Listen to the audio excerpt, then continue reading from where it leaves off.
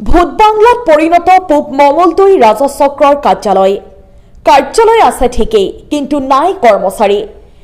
দীৰ্ঘদিন ধৰি হাৰাশাস্তিৰ সন্মুখীন সৰ্বসাধাৰণ ৰাইজ। আছে গৰু নাবাই হাল, থকাতকৈ নথকাই ভাল। তেনে কাৰ্যত পৰিণত হৈছে পূব মঙলদৈ ৰাজচক্ৰৰ কাৰ্যালয়। উল্লেখ্য যে দৰঙৰ ৯৩খন ৰাজহগাঁৱক অন্তৰ্ভুক্ত কৰি ৰাইজৰ মাটিবাৰীৰ কাম কাজৰ সুবিধাৰ্থে ২০২২ চনত মুকলি কৰা হৈছিল পূব মঙলদৈ ৰাজচক্ৰৰ কাৰ্যালয়টো। মুকলি হোৱাৰ কিছুদিন ভালে কাম কাজ চলিছিল যদিও বৰ্তমান নাই কোনো কৰ্মচাৰী। বিগত ৮ মাহ ধৰি নিয়মিতভাৱে কাৰ্যালয় খোলা হয় যদিও উপস্থিত নাথাকে চক্ৰ বিষয়া তথা কোনো এজন লাটমণ্ডল। দূৰ দূৰণিৰ পৰা বিভিন্ন কামৰ বাবে ৰাইজ উপস্থিত হয় যদিও কোনো কৰ্মচাৰীক নাপাই উভতি যাব লগা হয়, যাৰ ফলত জমৰ যাতনা ভুগিব লগা হৈছে সৰ্বসাধাৰণ ৰাইজে। কাৰ্যালয়টো বন্ধ হোৱাত পানীত হাঁহ নচৰা অৱস্থা হৈছে তৰণীসকলৰো। চৰকাৰী অনুজ্ঞাপত্ৰ লৈ কেইজনমান যুৱকে ৰাইজক সেৱা আগবঢ়াই আহিছিল যদিও শোচনীয় অৱস্থা হৈছে তৰণীসকলৰ। দৈনিক নিয়মিতভাৱে ৰাজচক্ৰৰ লগতে লাটমণ্ডলসকলক উপস্থিত থাকি ৰাইজৰ সেৱা আগবঢ়াবলৈ দাবী জনাইছে অসম সংখ্যালঘু সংগ্ৰাম পৰিষদৰ লগতে তৰণীসকলে। হয়, যে আমাৰ ধোলা কাৰ্যালয়খন স্থাপিত হৈছিল 10/9/2022 আৰম্ভণিৰ পৰা আমাৰ কাম কোনো অসুবিধা নাছিল, ৰাইজৰ ভালে চলি আছিল। কিন্তু যোৱা ৮ মাহৰ পৰা যিজন আমাৰ চাৰ্কুল অফিচাৰ কৃষ্ণা শৰ্মা তেখেতে অহাৰ পিছত আমাৰ ধোলা কাৰ্যালয়ত তেখেতে নবহি মঙলদৈ সদৰ কাৰ্যালয়ত বহি আমাৰ সংখ্যালঘু ৰাইজৰ অসুবিধা সৃষ্টি কৰিছে।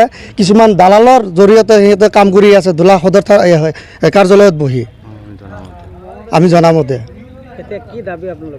আমাৰ দাবী এটাই, আগৰ দৰে চলিব লাগে, কাৰ্যালয়ত বহিব লাগে। আমাৰ সংখ্যালঘু ৰাইজৰ যাতে সুবিধামতে কামখিনি কৰিব লগা হয়। ইয়াতে কিছুমানে দালালৰ জৰিয়তে তাতে যাই কাম কৰিব লগা হয়, পইচা ডিমাণ্ড কৰে বেছি। ৰাইজৰ অসুবিধা এইটোৱে, ইয়াতে কাম নহয়, মঙলদৈ যাব লগা হয় দালালৰ লগত, তাতে যায় কাম চাৰ্কুল অফিচৰ লগত যায় তাতে কাম কৰিব লগা হয়। ৰাইজে কেনেকুৱা সুবিধা পাই আছে? প্ৰথম কথা হ'ল, আমি যদিও তৰণী বিগত ৮ মাহৰ পৰা আমি কোনো কাম কাজ নোহোৱাকৈ এনে অনবৰত বহি আছোঁ। ৰাতিপুৱা আহোঁ, গধূলি যাওঁ। আমাৰ শাক পাচলি কিনা পইচাখিনিও আমি ইয়াৰ পৰা নাপাওঁ। বহুত কষ্টৰে আমি দিন পাৰ কৰি আছোঁ। আমাৰ উপায় নাই, লাইচেঞ্চ এখন লৈ বহি আছোঁ। মোৰ এটাই অনুৰোধ আমাৰ জিলা প্ৰশাসনক বা আমাৰ জিলাৰ মুৰব্বীক, যে আমাৰ যিহেতু পূব মঙলদৈ ৰাজচক্ৰ ৰাইজৰ সুবিধাতে মুকলি কৰা হৈছিল, গতিকে আমাৰ কৰ্মচাৰীসকলক বা বিষয়ববীয়াসকলক ইয়াত স্থায়ীকৰণ কৰি দিব লাগে। আমাৰ যাতে উপাৰ্জনৰ বাটটো মুকলি হয়, এয়ে মোৰ অনুৰোধ। ৰাইজৰো যাতে সুবিধা হয়, এয়ে মোৰ কামনা। আৰু একচুৱেলি কাম তেনেকৈ বন্ধ হৈ থকা নাই। 2022 চনৰ 10 তাৰিখ 9 মাহ যেতিয়া নেকি চাৰ্কুল অফিচটো উদ্বোধন কৰে, তেতিয়াৰ পৰা ধুনীয়াকৈ কাম কাজ চলি আছিল। আৰু পূব মঙলদৈ ৰাজচক্ৰৰ অন্তৰ্গত যিমানখিনি এলেকাৰ সাধাৰণ ৰাইজেও তেতিয়া এই অফিচতে ধুনীয়াকৈ কাম কাজখিনি আহি কৰিছে। আমাৰ ইয়াত তেতিয়া বিষয়ববীয়াখিনিও উপস্থিত আছিল। কিন্তু বিগত ৮ মাহৰ পৰা ইয়াত মাহেকত এদিনৰ পৰা 2 দিন, কেতিয়াবা আপোনাৰ চাৰ্কুল অফিচাৰ আহে যদি মণ্ডল নাহে, কেতিয়াবা মণ্ডল আহে যদি চাৰ্কুল অফিচাৰ উপস্থিত নাথাকে, আৰু বৰ্তমান মাহত এদিনৰ পৰা 2 দিনহে উপস্থিত থাকে। বিগত দিনত মঙলদৈ সদৰ ৰাজচক্ৰ কাৰ্যালয়তে বহি কেনে কিছু কাম কাজ চলাই আছে।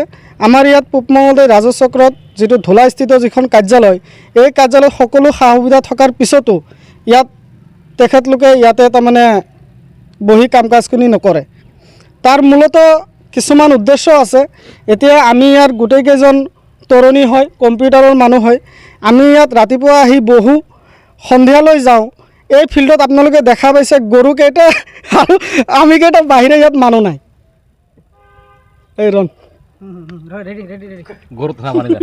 ৰাতিপুৱা যেতিয়া আমি যেতিয়া তৰুণীসকলে অফিচত আহোঁ, তেতিয়া তাৰমানে ইয়াত এই ফিল্ডত কোনো ধৰণৰ মানুহ নাহে আৰু কোনো বিষয়ববীয়া ইয়াত উপস্থিত নহয়। অকল আমি তৰুণী কেইজনহে ইয়াত বহি থাকোঁ। দূৰ দূৰণিৰ পৰা যিবিলাক মানুহ আহে তেওঁলোকৰ কি ধন খৰচ হয় সেই মানুহখিনি আহি ইয়াত কোনো বিষয়ববীয়াকৈ উপস্থিত নাপায়। তেখেতলোকে যেতিয়া পিছলৈ গম পায় যে মঙলদৈ সদৰ ৰাজচক্ৰৰ কাৰ্যালয়তে আমাৰ পূব মঙলদৈ কৰ্মচাৰীখিনি তাতে বহি থাকে, তাতে তেখেতলোকে তাতে যাব লগা হয়। কি দাবী জনাব লাগে তামোল দাগ ইয়াত কি দাবী থাকিব আপোনালোকৰ? ইয়াতে এতিয়া আমি দাবী এটা উত্থাপন কৰোঁ যে নিয়মীয়াভাৱে যিহেতু কাৰ্যালয়খন ইয়াত আছে আৰু সকলো সা সুবিধাও আছে, চক্ৰ বিষয়া বাইদেউ লগতে লাট মণ্ডলসমূহ আৰু যিমানখিনি আমাৰ ইয়াত কৰ্মচাৰী আছে সকলোৱে ইয়াতে বহি নিয়মীয়াভাৱে ইয়াতে বহি ৰাইজৰ যিখিনি কাম কাজ সেইখিনি সেৱা আগবঢ়াব লাগে। আৰু 2 নম্বৰতে তৰুণীসকলৰো বিশেষ এটা অসুবিধা হৈছে, তেখেতলোকে এটা চৰকাৰী লাইচেঞ্চ প্ৰাপ্ত, সেই লাইচেঞ্চসমূহ লৈ ইয়াত এনেই অযথা বহি থাকিব লগা হয়। কোনো কাম কাজ লিখা মেলা যেতিয়া নেকি ইয়াত কোনো ধৰণৰ বিষয়ববীয়াই উপস্থিত নাথাকিব তেতিয়া ইয়াত লেখা মেলা বা কোনে কৰিব? এই তেনেকুৱা এটা চিটুৱেশ্যনত গোটেইখিনি তৰুণী এটা হতাশত ভুগিব লগা হৈছে, সাধাৰণ ৰাইজেও ভুগিব লগা হৈছে। সেয়ে আমি দাবী উত্থাপন কৰোঁ জিলা উপায়ুক্ত মহোদয় তথা আমাৰ অতিৰিক্ত উপায়ুক্ত ৰেভিনিউ ডিপাৰ্টমেণ্টৰ তেখেতকো আমি দাবী উত্থাপন কৰোঁ আৰু বৰ্তমান চাৰ্কুল অফিচাৰ তেখেতকো আমি দাবী উত্থাপন কৰোঁ যে ইয়াতে ধুলাস্থিত পূব মঙলদৈ ৰাজচক্ৰ কাৰ্যালয়ত তেখেতলোকে দৰঙৰ পৰা ছলিমুদ্দিনৰ ৰিপৰ্ট, বাতৰি লাইভ 24।